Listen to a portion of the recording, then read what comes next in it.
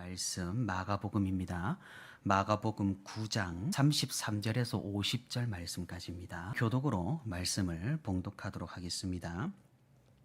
가버나움에 이르러 집에 계실새 제자들에게 물으시되 너희가 길에서 서로 토론한 것이 무엇이냐 하시되 그들이 잠잠하니 이는 길에서 서로 누가 크냐 하고 쟁론하였음이라. 예수께서 앉으사 12 제자를 불러서 이르시되 누구든지 첫째가 되고자 하면 무사람의 끝이 되며 무사람을 섬기는 자가 되어야 하리라 하시고 어린아이 하나를 데려다가 그들 가운데 세우시고 안으시며 제자들에게 이르시되 누구든지 내 이름으로 이런 어린아이 하나를 영접하면 곧 나를 영접함이요 누구든지 나를 영접하면 나를 영접함이 아니요 나를 보내신 이를 영접함이니라. 요한이 예수께 여짜오되 선생님 우리를 따르지 않는 어떤 자가 주의 이름으로 귀신을 내쫓는 것을 우리가 보고 우리를 따르지 아니하므로 금하였나이다. 예수께서 이르시되 금하지 말라. 내 이름을 의탁하여 능한 일을 행하고 즉시로 나를 비방할 자가 없느니라. 우리를 반대하지 않는 자는 우리를 위하는 자니라. 누구든지 너희가 그리스도에게 속한 자라 하여 물 한 그릇이라도 주면 내가 진실로 너희에게 이르노니 그가 결코 상을 잃지 않으리라. 또 누구든지 나를 믿는 이 작은 자들 중에 하나라도 실족하게 하면 차라리 연자 맷돌이 그 목에 매어 바다에 던져지는 것이 나으리라. 만일 내 손이 너를 범죄하게 하거든 찍어버리라. 장애인으로 영생에 들어가는 것이 두 손을 가지고 지옥 곧 꺼지지 않는 불에 들어가는 것보다 나으니라. 만일 내 발이 너를 범죄하게 하거든 찍어버리라. 다리 저는 자로 영생에 들어가는 것이 두 발을 가지고 지옥에 던져지는 것보다 나으니라. 만일 내 눈이 너를 범죄하게 하거든 빼버리라. 한 눈으로 하나님의 나라에 들어가는 것이 두 눈을 가지고 지옥에 던져지는 것보다 나으니라. 거기에서는 구더기도 죽지 않고 불도 꺼지지 아니하느니라. 사람마다 불로써 소금 치듯 함을 받으리라. 우리 같이 합니다. 소금은 좋은 것이로되 만일 소금이 그 맛을 잃으면 무엇으로 이를 짜게 하리요. 너희 속에 소금을 두고 서로 화목하라 하시니라. 아멘. 네, 오늘도 이렇게 3일 되는 날 하나님 앞으로 나와 함께 기도하는 또 함께 예배하는 우리 모든 성도 여러분 진심으로 환영하고 또 축복합니다. 말씀 듣는 가운데 또한 기도하는 가운데 하나님의 크신 은혜와 능력이 있기를 주님의 이름으로 축복하고 또 소망합니다. 성도 여러분들께서는 소금이라고 하면 어떤 이미지와 어떤 생각이 떠오르실까요? 국이나 반찬이 싱거울 때 넣는 조미료 또는 사람이 살아가면서 필수적으로 섭취해야 하는 미네랄 또는 재수가 없는 일을 당했을 때 뿌리는 그런 미신적인 물질들 혹은 밤에 오줌을 싸면 얻으러가야 하는 그런 신비한 전통 이런 걸로 여러 가지로 우리가 생각을 해볼 수가 있겠습니다. 사실 소금은 과거와는 다르게 지금 현대에서는 이미지가 굉장히 나빠졌습니다. 왜 그렇죠? 짜게 먹으면 고혈압 같은 그런 성인병에 노출이 되니까 그러합니다. 하지만 과거에는 이 소금이 굉장히 귀했습니다. 로마 시대 군인들이 이 월급으로 이 소금을 받기도 했었으니까 말입니다. 제가 한참 20대 때 한참 다이어트를 열심히 했었던 적이 있었습니다. 사실 20대 때뿐만 아니라 저는 평생을 다이어트와 씨름한 그런 사람입니다. 저라고 왜 멋진 몸매를 가지고 싶지 않겠습니까? 하지만 하나님께서 저를 이렇게 만드시고 저를 이렇게 살아가게 하시니 지금은 그냥 속 편하게 건강에만 유의하면서 살아가고 있습니다. 그때 어떤 다이어트를 했냐면 들으신 분들도 있을 것 같습니다. 극단적으로 고형물 따위를 먹지 않는 이빨에 씹힐 것이 전혀 없는 그런 먹지 않는 그런 다이어트를 했었습니다. 말 그대로 당근, 사과, 비트, 케일 같은 그런 채소의 즙을 짜가지고 그 즙만 하루에 1리터 내지는 2리터 이렇게 좀 먹는 그런 다이어트였습니다. 거의 한 달을 했었던 것 같은데 그때 살이 거의 20kg가 빠졌었으니 굉장히 효과가 좋고 성공을 했다고 볼 수 있을 것 같습니다. 관심 있으신 분들은 채소즙만 한번 드셔보시기를 바랍니다.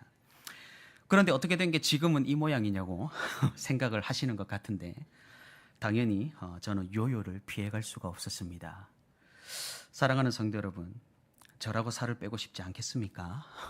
하지만 빼도 요요로 더 찌게 되고 이게 반복이 되니 지금 이런 심각한 부은 이런 상황까지 오게 된 겁니다. 그래서 저는 아주 위대한 진리를 하나를 깨달았습니다. 나는 다이어트를 하면 할수록 요요로 10kg씩 더 찌는 체질이구나. 나는 그래서 다이어트를 절대로 하면 안 되겠구나. 이대로 살아야 하겠구나. 그래서 저는 이런 품위를 유지할 수 있다라는 아주 슬픈 그런 진실이 있는 겁니다. 사실 여러분, 제가 이 몸을 만들기 위해 돈을 얼마나 들였는 줄 아십니까? 좋은 건 많이 먹고요. 남들보다 2배로 먹기도 하고 보기보다는 아주 고급스러운 바디라는 점 여러분들 참고해 주시기를 바랍니다. 아무튼 그때 주스만 마시는 다이어트를 할 때 신기한 현상 하나를 관찰을 했습니다.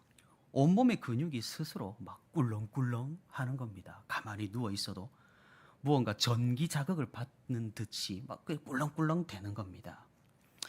우리가 보통 의식적으로 움직일 수 있는 근육을 수의근이라고 합니다. 반대로 아무리 우리가 의식적으로 움직이려고 해도 그냥 자기 알아서 움직이는 근육을 불수의근이라고 하죠. 예를 들면 심장 같은 겁니다. 제가 아무리 심장아 멈추어다오, 그녀를 보니 내 심장이 터질 것만 같구나 라고 이야기해봐야 제 심장은 계속 벌떡거리면서 뜁니다. 멈추질 않는다라는 거죠. 또 예를 들면 장기입니다.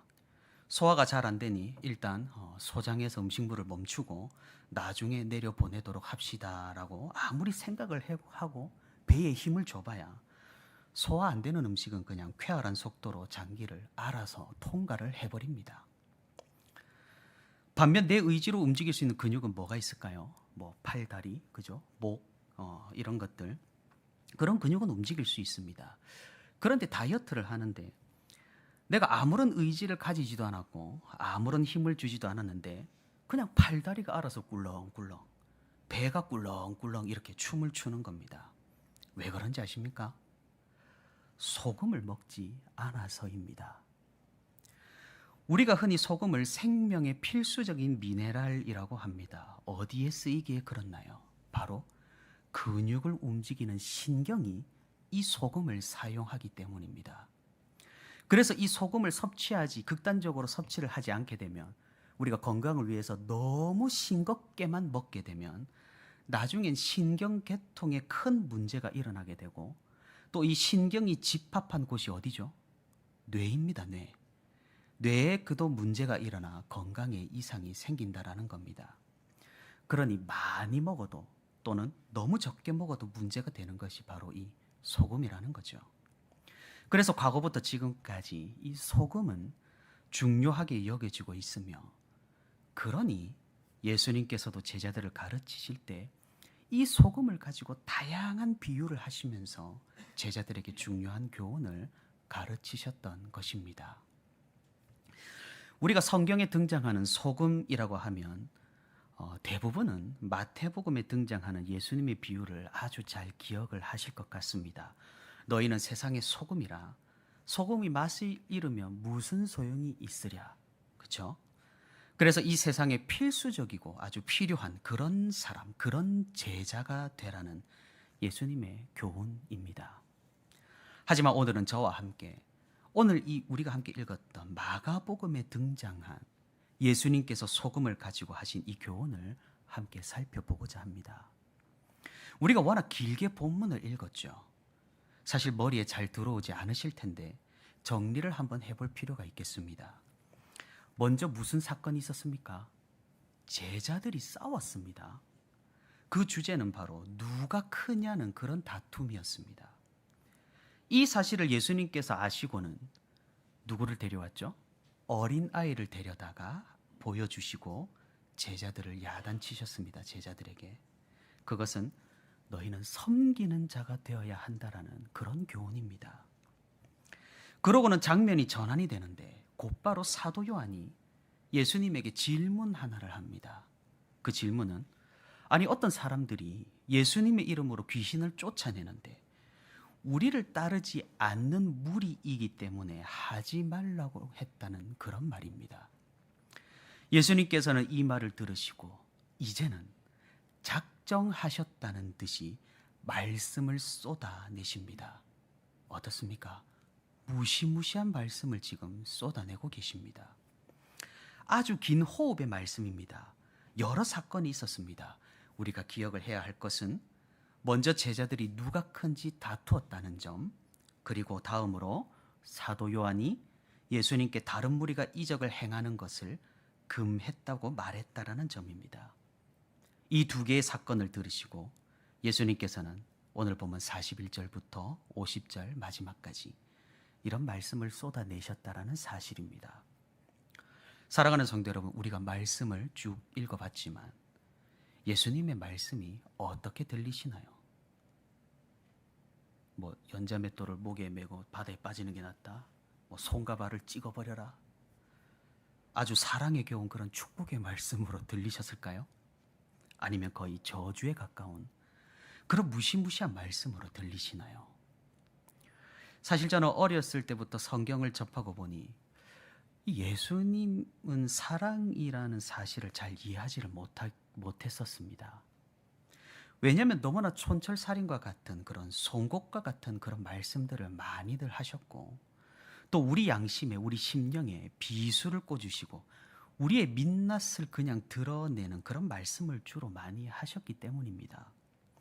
그래서 복음서의 말씀을 읽고는 오히려 마음이 불편했으면 불편했지 편했던 적은 없었던 것 같습니다. 성도 여러분들께서는 어떠신가요? 그런데 우리는 생각을 조금 달리 해봐야 합니다. 사랑이라는 것은 무조건 달콤하지만은 않다라는 사실을 기억을 해야 한다라는 겁니다. 쓰고 뱉어버리고 싶고 삼키기 싫은 것도 사랑일 수가 있다라는 말이죠.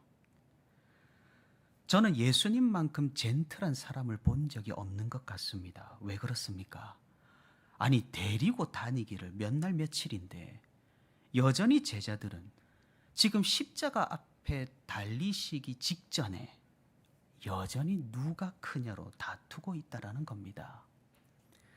그리고 생각해보면, 아니, 귀신을 쫓아내는 이적을 베풀어서 하나님의 백성들을 이롭게 하는데 우리 무리가, 우리 공동체가 아니라고 금지를 한다니 예수님 입장에서는 너무나도 어이가 없었을 것 같습니다. 그런데 예수님께서는 아주 젠틀하게, 그것도 마음이 상하지 않게 비유를 해 가시며 어린아이를 데려오시고 또 소금을 가지고 이렇게 말씀을 해주시는 겁니다. 우리는 여기에서 예수님의 예의와 사랑을 배울 수가 있다라는 것이죠. 그것은 아무 말이나 아무 감정이나 내뱉고 보는 것이 아니라 진정으로 제자들을 헤아리고 그 마음에 교훈이 되는 그런 말씀을 전하는 방식에서 우리는 주님의 아주 깊은 헤아림을 느낄 수가 있다라는 겁니다. 어릴 때는 제가 성경을 읽을 때는 이런 모습이 보이지 않았는데 그래도 조금 사회생활을 하고 나니 이런 예수님의 사려 깊음과 마음 씀씀이를 볼 수 있게 되었다고 생각을 합니다. 사실 저에게는 가장 부족한 모습이지 않나 그렇게 생각을 해봅니다. 아니, 제자들이 저렇게 멍청한 행동을 하는데 아주 점잖게 비유를 들어가면서 교훈을 하다니요. 저는 당장에 화부터 낼 것 같습니다. 얼마 전까지 청년부와 종교개혁사 공부를 하면서 마틴 루터와 장 칼뱅에 대해서 살펴본 시간이 있었습니다. 이 두 사람은 종교개혁사의 기라성 같은 그런 인물들인데 성격은 완전히 정반대입니다. 루터가 불이라면 칼뱅은 물입니다. 루터가 호탕하고 삶을 즐기고 글을 쓸 때도 일필휘지로 글을 써내려간다면 칼뱅은 조용하고 책을 좋아하고 그래서 삶이 재미가 없고 글을 쓸 때도 몇 번이나 수정 증보판을 낼 정도로 굉장히 꼼꼼한 사람입니다. 제가 문득 궁금해져서 우리 청년들에게 물어봤죠. 너희가 볼 때 나는 성격이 루터 같으냐, 칼뱅 같으냐? 성도 여러분들께서는 저를 어떻게 보실까요? 루터 같은가요? 칼뱅 같은가요? 물론 업적을 말하는 건 아닙니다. 성격만입니다. 성격만. 청년들의 대답은 정말 일말의 망설임도 없이 루터라고 대답을 하더군요. 저는 충격을 받았습니다. 왜냐하면 저는 항상 칼뱅의 제자고 이번 종교개혁지 방문을 했을 때도 제네바 대학교에도 가보고 칼뱅 무덤 앞에서 예배도 드리고 칼뱅이 사역한 교회에 가서 강단에도 서보고 온갖 할 건 다 하고 왔습니다. 그런데 저는 루터가 있는 독일에는 안 갔거든요. 저는 제 이미지를 칼뱅처럼 아주 차분한 신학자로 잡고 있는데 청년들이 보기에 천반지축으로 뛰어다니는 그런 약간 호탕한 성격으로 보았으니까 조금 제가 충격을 받았습니다. 아무튼 성도 여러분들께서도 아무쪼록 앞으로 저를 보시걸랑 차분하고 선비 같은 그런 신학자로 보아주시기를 간절히 바랍니다. 자, 그러면 예수님께서 이렇게 젠틀하게 제자들에게 말씀해 주신 교훈은 무엇인가요? 바로 소금을 두고 화목하라는 말씀입니다. 이상하죠? 소금을 두고 화목하라뇨.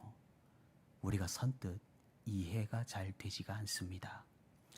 다시 우리가 말씀을 살펴보겠습니다. 우리는 문맥을 잘 살펴봐야 합니다. 예수님께서 지금 이렇게 교훈하시는 목적이 무엇입니까? 이렇게 젠틀하지만 무시무시하게 말씀을 쏟아내시는 목적이 무엇입니까? 무엇 때문에 이렇게 무서운 비유까지 드시면서 교훈을 전하고 계실까요?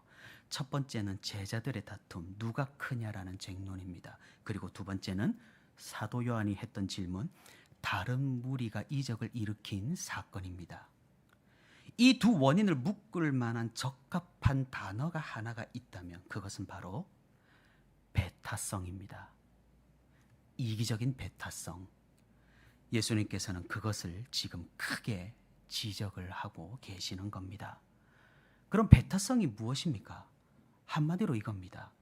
우리만 옳다 내지는 나만 옳다입니다. 먼저 제자들의 상황입니다. 제자들 중 누가 첫 번째냐라고 다툽니다. 전형적인 힘겨루기 주도권 싸움입니다. 이것도 역시 자기가 옳고 남을 배척하는 그런 배타성의 일종이라고 할 수가 있겠습니다. 인정 욕구와 힘에 대한 집착과 과시욕 등 오만 잡다한 것들이 여기에 집합이 되어 있습니다. 그러니 어떻습니까? 예수님께서 보시기에 이것은 제자의 길이 아니었던 겁니다. 두 번째는 이적을 일으킨 다른 무리의 상황입니다. 우리가 정통이고 우리가 오리지널입니다. 그럴 만도 한 게 그 예수님이 우리와 함께 하시니까 말이죠. 그런데 다른 무리에서 예수님의 이름으로 귀신을 쫓아내는 기적을 일으킨다? 이거는 기술 유출이 된 것 내지는 명의가 도용당한 것 아니겠습니까? 용납하기가 힘듭니다. 그래서 제자들은 그들을 찾아가서 경고를 합니다. 예수님의 이름을 사용하지 말라고 말입니다. 이런 편협한 배타성도 제자의 길이 아니라는 예수님의 생각입니다. 오늘날 우리에게도 이 같은 상황은 비슷하게 벌어지고 있습니다. 먼저는 교단입니다. 우리가 고신 교단으로서 우리는 프라이드를 가질 수 있습니다. 하지만 우리만 옳다라는 식의 편협함은 곤란하다라는 그런 말이죠. 마찬가지입니다. 다음은 우리 교회입니다. 우리 교회 아주 좋습니다. 그런데 우리 교회가 아닌 다른 교회는 그럼 남의 교회입니까? 그게 아니라는 거죠. 우리는 하나의 교회입니다. 그리스도를 중심에 두는 하나의 전체 세계적인 우주적인 공동체입니다. 그래서 우리 교회가 했던 방식, 우리 교회의 전통 중요합니다만 이것을 가지고 배타적일 필요는 없다라는 그런 말씀입니다. 우리는 기억을 해야 합니다. 예수님께서 이런 이기적인 배타성에 대해서 어떤 경고의 말씀을 하고 있는지를 말입니다. 이런 것으로 남을 실족시킨다면 바다에 그냥 빠져버리는 것이 낫고, 손이나 발이나 눈이 이런 식으로 범죄를 하게 된다면 찍어버리는 것이 지옥에 가는 것보다 낫다라고 말씀을 하십니다. 이것은 보통 경고가 아니라는 건 아마도 두말하면 잔소리일 것 같습니다.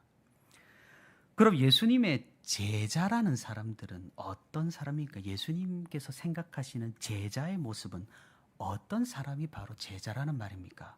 오늘 보면 49절에 등장합니다. 불로써 소금 치듯함을 받은 사람입니다. 불로써 소금 치듯함을 받은 사람이라니, 그럼 그 사람은 어떤 사람일까요? 우리는 구약성경 레위기로 넘어가면 그 힌트를 얻을 수가 있습니다. 레위기 2장 13절입니다. 제가 한번 말씀을 읽어보겠습니다. 내 모든 소재물에 소금을 치라. 내 하나님의 언약의 소금을 내 소재에 빼지 못할지니 내 모든 예물에 소금을 드릴지니라. 다시 말해, 마가복음에 등장하는 소금은 제물에 치는 소금이라는 것이죠. 그러니 우리는, 다시 말해 예수님의 제자 성도는 하나님 앞에 바쳐진, 태워진, 드려진 제물이라는 말씀입니다. 하나님 앞에 바쳐졌다라는 것은 무슨 의미입니까? 그것은 이제는 내가 없고 주님만 있다라는 겁니다. 내가 남아있지 않고 내 뜻과 내 자아와 내 삶이 아니라 이제는 온전히 주님께 의탁한 삶과 주님의 뜻과 주님의 계획과 섭리에 따라서 살아간다라는 의미입니다. 그러니 우리 주님의 말씀은 무엇입니까? 제물에 소금 치듯 우리 자신에게 소금을 쳐서 제물로 바쳐져야 우리 안에, 우리 가운데 진정한 평화가 있다라는 그런 말씀입니다. 사랑하는 성도 여러분, 우리는 이미 구원 얻은 백성, 하나님께 드려진 산제물입니다. 그런데 제물로 바쳐져야 하는데 무언가 제단 아래에 나의 일부분이 살포시 떨어져 있다거나 소금이 쳐지지 않는 부분들이 있다라는 겁니다. 주님께서 말씀하시기를 제자됨이라는 것은 그런 것이 아니라는 겁니다. 우리의 전부가 제물로 소금이 쳐져야 합니다. 그 말인즉슨 내가 남아있고 내가 했던 것, 내가 하는 것, 내 자신이 남아있다면 우리는 공동체 가운데 절대로 화평을 이룰 수가 없다라는 말입니다. 우리가 우리 자신을 모두 드릴 때 우리 안에서 진정한 화평과 평화가 일어난다라는 말씀입니다. 예수님께서는 지금 분명하게 이 말씀을 하고 계시는 겁니다. 사랑하는 성도 여러분, 제가 정말로 현실적인 이야기를 해볼까 합니다. 우리가 우리의 상황을 정확하게 직시하면 좋겠습니다. 지금 어느 곳 하나 잘 합이 맞아가는 곳이 있을까요? 분명 지금쯤이면 어딘가 삐걱거리고 어딘가 주장이 맞질 않고 어딘가 불안불안할 겁니다. 왜 그렇습니까? 지난주 주보에 담임 목사님 칼럼에도 나와 있듯이 우리가 조율 중에 있기 때문입니다. 그런데 여기에서 우리는 정말로 조심을 해야 한다는 겁니다. 조율 중에 흐트러져 버리면 정말로 답도 없기 때문입니다. 조율이 잘못된 악기는 연주하기가 거의 불가능하죠. 우리가 조율이 잘 되어도 연주를 잘 하느냐 못하느냐가 갈릴 터인데 조율부터 잘못된다라면 연주는커녕 시작도 못 해볼 수가 있다라는 그런 말입니다. 그럼 조율이 잘못되는 경우는 어떤 경우일까요? 예수님께서 말씀하셨듯이 이 배타성이 문제입니다. 내가 옳고 맞고 남은 틀렸고 내가 최고고 남을 배척하는 것이 문제입니다. 왜 그렇습니까? 내가, 내 자아가, 내 생각이, 내 주장이 아주 시퍼렇게 살아 있어서입니다. 사랑하는 성도 여러분, 우리는 이제 모든 것을 내려놓아야 합니다. 하나님 앞에서 우리가 구원을 얻을 때 이전의 것들을 모두 내려놓고 수고하고 무거운 짐들을 모두 십자가 앞에 내려놓았듯이 지금 시점에서 우리는 교회 앞에 우리의 모든 것들을 내려놓아야 한다라는 겁니다. 이전에 했던 것, 이전에 받았던 영광, 이전에 누렸던 이익, 새로운 질서와 공동체 앞에서는 내려놓아야 한다라는 그런 말씀입니다. 점점 판가름이 날 겁니다. 이곳이 전쟁터가 될지 천국이 될지 말입니다. 어떤 전쟁터 말입니까? 누가 영광을 받을 것인가? 누가 인정을 받을 것인가?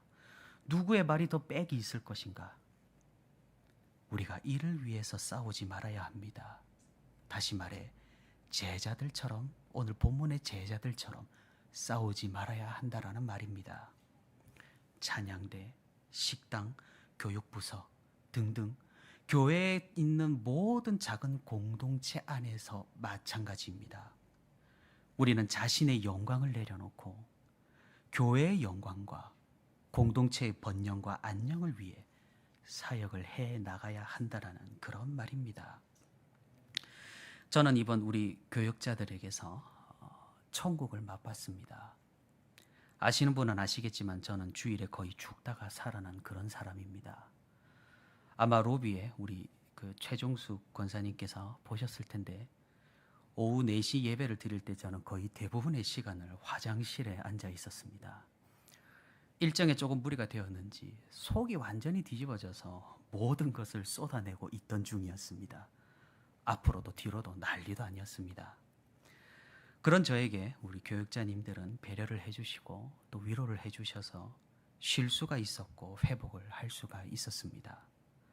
집에서도 아내의 내조가 정말로 큰 힘이 되었습니다. 우리 성도분들께서도 안부를 물어봐 주시고 정말로 참으로 감사했습니다. 사실 아파도 자기 할 일은 해야 한다라고 생각을 할 수가 있습니다.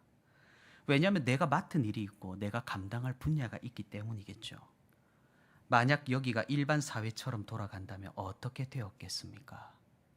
그래서 웬만한 교회에서는 아파도 다른 교역자들이 꿈쩍도 하질 않습니다. 각자 책임이 있고 또 여유가 없기 때문입니다. 그런데 온세로 교회는 우리 교역자실부터가 조금은 달랐던 것 같습니다. 목사님과 강도사님이 서로 자기가 새벽기도 설교를 하겠다고 나서 주시고 그렇게 했습니다. 사랑하는 성도 여러분, 여기가 천국이 아닙니까? 배타성이 아니라 이타성이 실존하는 게 바로 이곳입니다. 우리는 주님의 제자들이죠. 주님의 제자들은 불로써 연단을 받아 자신을 제단에 불태워 죽여서 하나님의 백성으로 다시 태어난 사람들입니다. 그러니 우리는 불신자가 아닙니다. 불신자들과는 달라야 합니다. 불신자들의 특징이 무엇입니까? 알량한 파워게임, 자존심, 권력, 인정욕구 이런 것들에 집착을 한다라는 겁니다. 우리는 불로써 소금을 친 하나님 앞에 드린 산제물입니다. 그러니 달라야 합니다. 비록 우리가 이때까지 그러지 못했다고 할지라도 지금부터라도 우리 마음에 소금을 쳐서 달라져야 한다라는 말씀입니다. 이것이 바로 예수님의 제자들입니다. 이렇게 우리 가운데 진정으로 변화된 사람들이 하나둘 늘어갈 때 우리 공동체, 우리 교회는 화목할 수가 있게 됩니다. 내가 없이 우리가, 내가 없이 교회가, 내가 없이 주님이 계실 때 우리는 진정으로 화목하게 될 것입니다. 내가 죽지 않으면 우리가 죽습니다. 내가 죽지 않으면 교회가 죽습니다. 내가 죽지 않으면 성령께서 침묵하십니다. 사랑하는 성도 여러분, 우리는 어쩌면 지금도 한창 우리 중 누가 크냐, 저 무리는 인정받을 만하냐로 싸우고 있는 것인지도 모르겠습니다. 서로에 대한 배타성을 가지고 말입니다. 우리는 이런 편협한 모든 것이 얼마나 어리석고 얼마나 의미가 없고 하나님 보시기에 얼마나 도토리 키재기인 줄을 깨달아야 하는 것입니다. 합력하여서 선을 이루기도 힘든 이 세상에서 우리 안에서 이미 무너진다면 엄청난 낭비고 비효율이고 실패가 아니겠습니까? 그러니 우리가 반찬에만 소금을 치지 마시고 우리 마음에도 소금을 쳐서 우리 자신을 산제물로 하나님 앞에 드려 우리가 아닌 주님만이 빛날 수 있도록 새로이 출발하는 공동체에서 내가 빛나는 것이 아니라 교회가 더욱 온전해질 수 있도록 우리 자신을 겸손히 내려놓아야 할 것입니다. 사랑하는 성도 여러분, 합병에는 정말로 실패가 많습니다. 합병에 실패한 교회에서 오신 성도분들도 사실 이곳에 계신 것도 사실이죠. 우리는 반드시 성공해 보입시다. 우리 마음에 소금을 쳐서 산제물이 되어서 오직 하나님만 영광 받으시는 그런 교회를 우리가 만들어 갑시다. 그러려면 나를 내려놓는 것이 우선입니다. 주도권 경쟁을 하지 않고 서로를 인정하며 누가 크고 빛나냐는 다툼이 아니라 공동체에 더욱 이득이 되는 결정을 지혜롭게 또 현명하게 하는 그런 우리가 될 수 있기를, 그런 우리 교회가 될 수 있기를 바랍니다. 그래서 조율이 정말로 잘 되어서 하나님을 찬양하는 아름다운 하모니의 선율이 이 부천 인천 지역에 또한 한국 땅에 더욱 온 세상에 널리 울려 퍼뜨리는 그런 우리 교회가 될 수 있기를 바랍니다.